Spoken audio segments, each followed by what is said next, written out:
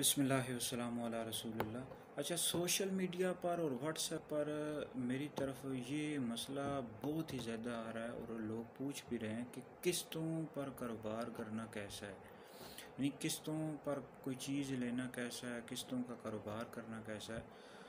تو یاد رکھیں، قسطوں پر چیز لینا یہ جائز ہے، اس طرح قسطوں کا کاروبار کرنا بھی جائز ہے۔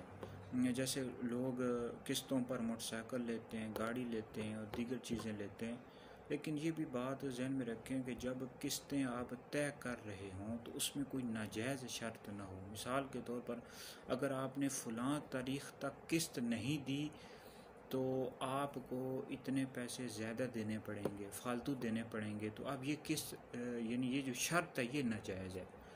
تو اس طرح کی اگر کوئی شرط نہیں پائی جا رہی تو پھر قسطوں کا کاروبار کرنا بھی جائز ہے اور قسطوں پر چیز لینا بھی جائز ہے۔